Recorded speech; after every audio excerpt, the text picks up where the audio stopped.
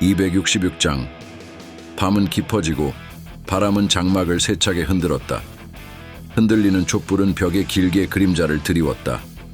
그 빛 속에서 무왕은 술잔을 천천히 들어 올렸다. 그의 손끝에는 전장의 피로가 묻어나듯 약간의 떨림이 있었다. 그러나 그의 시선은 단단했고 그의 표정은 깊은 사색 속에서도 흔들리지 않았다. 흑수말갈의 족장 이연성을 놓친 것은 아쉽구나. 그의 낮은 목소리는 장막 안의 고요를 깨뜨렸다.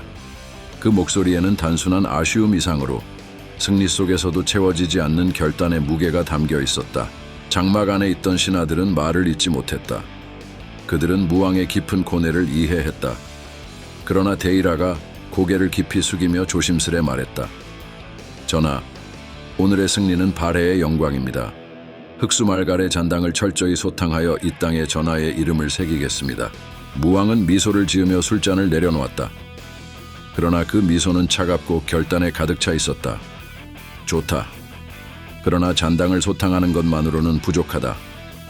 그들이 언제든 다시 기회를 노릴 것이다. 우리는 더욱 단단히 대비해야 한다. 그는 잠시 침묵하다가 다시 입을 열었다. 생천, 너는 즉시 동모산으로 돌아가라. 그리고 마문괴에게 명하여 장안성으로 대문의 귀환을 요구하는 친서를 보내도록 하라. 당은 우리의 경고를 무시하지 못할 것이다. 생천은 고개를 숙이며 단호히 대답했다. 명받들겠습니다, 전하. 그의 목소리는 침착했지만 그 눈빛에는 결연함이 서려 있었다. 촛불은 여전히 흔들리고 있었고 장막 안의 공기는 묵직한 긴장감으로 가득 찼다. 무왕은 술잔을 들어 천천히 술을 기울였다. 그와 마주한 장문휴는 고민 끝에 조심스럽게 말했다. 전하, 대문예님은 그들이 쉽게 놓아주지 않을 것입니다. 만약 돌아올 수 있었더라면 그분께서 당으로 가지도 않으셨겠지요. 무왕은 술잔을 내려놓으며 깊은 사색에 잠겼다. 그의 표정에는 분노도 슬픔도 아닌 단단한 결단만이 담겨 있었다. 그래, 대문예는 쉽게 돌아오지 못할 것이다. 그러나 흑수말갈의 가한 일격은 우리에게 중요한 시간을 벌어주었다. 그 시간을 헛되이 쓰지 않을 것이다. 잠시 침묵이 흘렀다.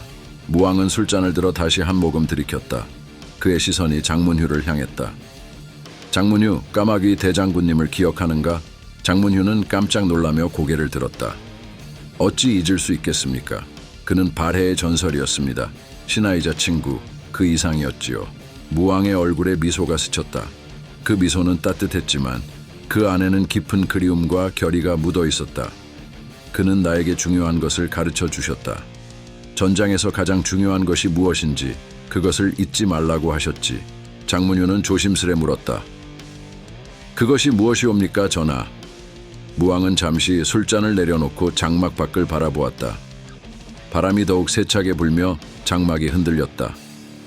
그의 눈빛은 어둠 속의 장막 너머 전장과 미래를 꿰뚫는 듯했다. 그는 조용히 말했다. 속도. 그는 무심코 중얼거렸다. 무왕의 목소리는 그의 가슴 깊숙이 박혔다. 빠르다는 것은 단순히 몸이 빠른 것이 아니었다. 그것은 상황을 예리하게 파악하고 상대의 마음을 읽으며 찰나의 기회를 놓치지 않는 결단력을 의미했다. 무왕의 말 속에는 깊은 신념과 함께 강렬한 압박감이 담겨 있었다. 이는 단순한 지시가 아니라 승리를 향한 유일한 길이었다. 장막 밖에서는 바람이 천막을 때리고 있었다. 그것은 자연의 한숨처럼 들렸지만 동시에 다가오는 격렬한 싸움의 전조이기도 했다. 장문휴는 자리에서 일어나 자신의 검자루를 꽉 쥐었다. 그 금속의 차가운 감촉은 현실을 상기시키며 그를 결의로 가득 채웠다. 이제는 속도를 낼 시간이다. 그는 속으로 중얼거리며 장막 밖으로 나섰다. 267장 궁정의 대치. 아침 햇살이 비치는 대당국의 궁정은 마치 시간조차 멈춘 듯 정막에 잠겨 있었다. 부드러운 빛이 대리석 바닥을 은은하게 비추며 현종의 얼굴을 감쌌지만 그의 표정은 서서히 격정으로 물들고 있었다. 찻잔을 손에 쥔 그의 손가락은 점점 힘을 주었고 마침내 그 찻잔은 천천히 내려졌다. 반대편에 앉아있는 대문예는 그런 현종의 태도를 유심히 살피고 있었다. 그는 무표정하게 앉아 있었지만 심장은 점차 빠르게 뛰고 있었다. 그의 귀에는 마문괴의 입을 통해 전달된 무왕의 서신이 현종의 손에서 펼쳐지는 소리가 섬뜩하게 들렸다. 나는 무왕이다. 짐의 아우가 반역의 뜻을 품고 그대에게 달아났다. 당장 대문예의 목을 내놓아라. 나는 무왕이다. 그대가 짐의 뜻을 거스른다면 그 대가를 치를 것이다. 현종의 눈동자가 서신의 마지막 줄에 멈췄다. 그 손이 미세하게 떨렸고 그의 얼굴은 점점 붉어졌다. 찻잔을 들던 손이 부들부들 떨리더니 마침내 그는 서신을 바닥에 내팽개쳤다. 서신이 바닥에 닿으며 내는 종이 소리가 대리석 바닥 위에 날카롭게 울렸다. 미친놈! 현종의 목소리는 천장을 울리며 궁정을 가득 채웠다. 그의 분노는 마치 폭풍처럼 퍼져나갔다. 무왕이라 불리는 저 천하의 백정이 감히 내게 이런 서신을 보내다니. 그 따위 왕이 어디 있다고. 내게 대가를 치르라 천하의 웃음거리가 될 놈이. 궁정 안의 공기는 순식간에 살얼음판이 되었다. 시종들은 움직임을 멈췄고 숨소리마저 낮추었다. 대문예는 그 광경을 말없이 바라보며 바닥에 흩어진 서신을 조심스럽게 주워들었다. 그의 손가락도 떨리고 있었지만 그는 서신을 펼쳐 천천히 읽어 내려갔다. 나는 무왕이다. 그 마지막 문장이 대문예의 시야를 장악했다. 그의 손에 든 서신은 가볍지만 그 무게는 그의 가슴을 짓눌렀다. 무왕의 결단과 분노가 서신 한 줄 한 줄에 담겨 있었다. 그 서신은 단순한 경고가 아니었다. 그것은 발해 왕의 선전포고였다. 현종은 분노로 가득 찬 얼굴로 대문예를 바라보았다. 그의 시선에는 경멸과 의심이 가득했다. 대문예, 내 형이라는 자가 지금 천하를 상대로 전쟁을 하겠다고 위협하고 있다.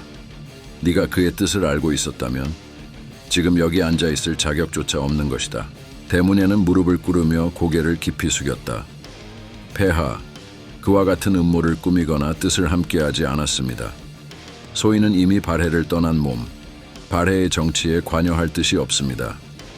폐하의 신하로서 충성을 다할 뿐입니다. 그러나 현종의 표정은 쉽게 풀리지 않았다.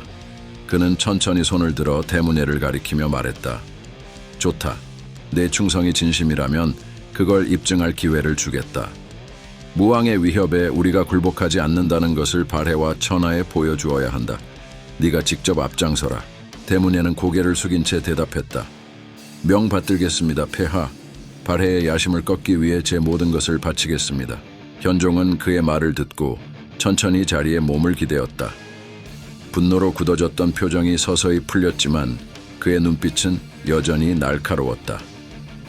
무왕, 그는 자신이 얼마나 고립되어 있는지 깨닫지 못하고 있다. 발해의 위협을 제때 분쇄하지 않으면 더 큰 문제가 될 것이다.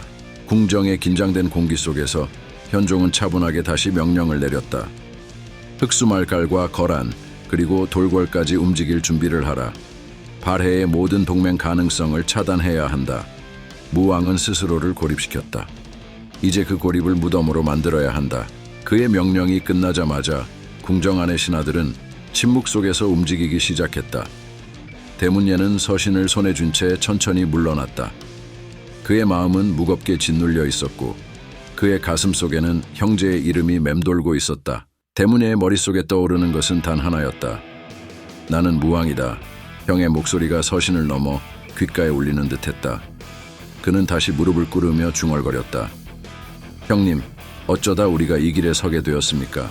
그러나 그의 결단은 이미 돌이킬 수 없는 길 위에 있었다. 발해와 당의 충돌은 피할 수 없었고 그 중심에는 대문예와 무왕이 각각의 깃발 아래 서 있었다. 268장. 바다는 깊은 남색으로 물들었고 하늘은 붉게 타오르며 발해의 함대 위로 그림자를 드리웠다. 무왕은 선봉에 서서 멀리 보이는 수평선을 응시했다. 그의 마음속에서는 고구려의 멸망에서 시작된 분노와 결의가 들끓고 있었다. 오늘의 바다는 단순한 전쟁터가 아니었다. 그것은 잃어버린 역사를 되찾고 발해의 이름을 천해 다시 새기는 무대였다. 무왕은 깊은 숨을 들이쉬며 두 주먹을 단단히 쥐었다. 그의 갑옷은 바다에서 불어오는 찬바람에 차가워졌지만 그의 결의는 그 어느 때보다 뜨거웠다. 고구려와 백제의 영혼이 잠든 이 바다에서 우리는 반드시 승리할 것이다. 바다를 잃는다는 것은 역사를 잃는 것이다. 오늘부터 바다는 발해의 것이다. 무왕의 말은 바람을 타고 발해의 함선들 위로 울려 퍼졌다. 병사들은 그의 목소리에 전의를 불태웠다. 돛대 위에서 삼조고의 깃발이 휘날리며 발해의 영광을 상징했다. 함선 위 병사들은 창을 쥐고 눈앞의 적을 향해 결연한 눈빛을 보냈다. 장문휴는 무왕의 옆에서 긴장감 속에서도 차분함을 유지하며 말했다. 전하, 등주성은 당의 해상 지배력을 상징하는 거점입니다. 그곳을 제압한다면 발해는 바다를 완전히 장악할 수 있습니다. 하지만 당군의 방어는 만만치 않을 것입니다. 무왕은 장문휴의 말에 고개를 끄덕이며 대답했다. 그렇다. 하지만 기습의 핵심은 바로 예측하지 못할 타이밍에 움직이는 것이다. 그들은 우리가 등주성을 공격할 것이라고 생각하지 못할 것이다. 우리의 전략은 과감함에 있다. 우리는 그들의 목줄을 조일 것이다. 장문휴는 무왕의 단호한 눈빛에서 흔들리지 않는 결의를 느꼈다. 그는 깊은 숨을 내쉬며 무왕에게 경의를 표했다. 전하의 뜻을 따르겠습니다. 발해의 영광을 위해 제 목숨을 바칠 준비가 되어 있습니다. 무왕은 군함 위에서 바람을 맞으며 손을 높이 들었다. 그의 명령이 떨어지자 함대는 서서히 움직이기 시작했다. 돛이 팽팽히 바람을 맞으며 퍼졌고 군함들은 바다를 가르며 나아갔다.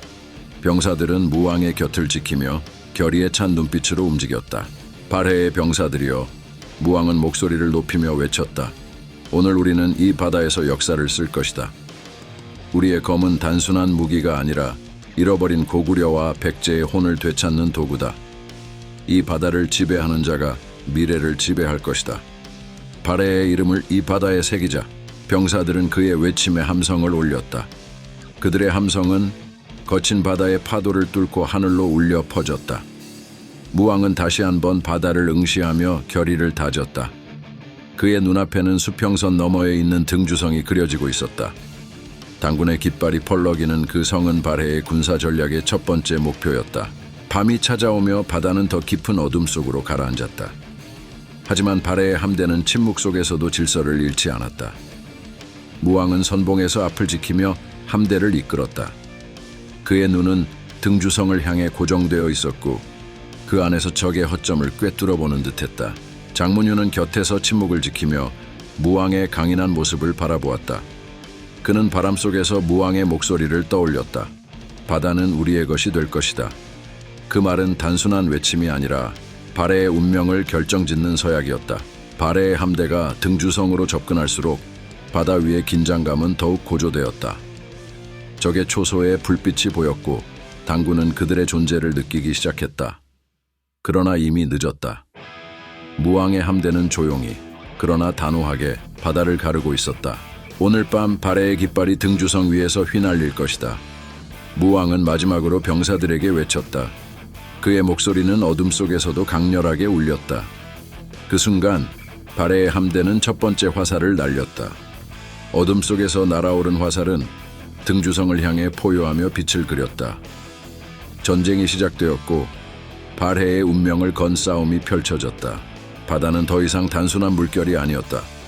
그것은 발해와 당의 운명이 교차하는 전장이었고 그 중심에서 무왕의 결의는 바다를 갈랐다. 오늘 발해의 역사는 새로운 장을 쓰기 시작했다. 대인, 구독과 좋아요 부탁드리겠습니다. 소인, 목숨을 바치겠습니다.